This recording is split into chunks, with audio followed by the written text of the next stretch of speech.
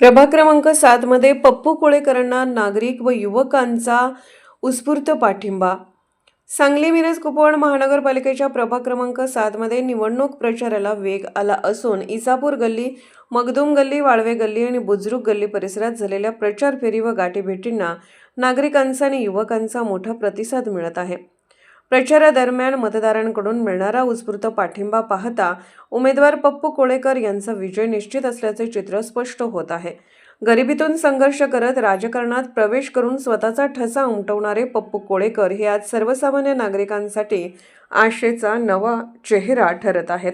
त्यांच्या साधेपणा, प्रामाणिकपणा आणि सर्वसामान्यांच्या प्रश्नांबाबतची आपुलकी यामुळे नागरिक त्यांच्याकडे सकारात्मक दृष्टीने पाहत आहेत। प्रचारादरम्यान प्रत्येक गल्लीत नागरिकांशी थेट संवाद साधत समस्या ऐकून घेण्यावर त्यांनी भर दिला। युवक वर्गात पप्पू कोळेकर यांच्याबद्दल मोठा उत्साह दिसून येत असून विकासाभिमुख व स्वच्छ राजकारणाची अपेक्षा युवक व्यक्त करत आहेत। वाढता जनसंपर्क, गाठीभेटीची प्रभावी रणनीती आणि जनतेचा विश्वास यामुळे प्रभाग क्रमांक 7 मध्ये पप्पू कोळेकर यांचा विजय निश्चित असल्याचा विश्वास समर्थकांकडून व्यक्त केला जात आहे।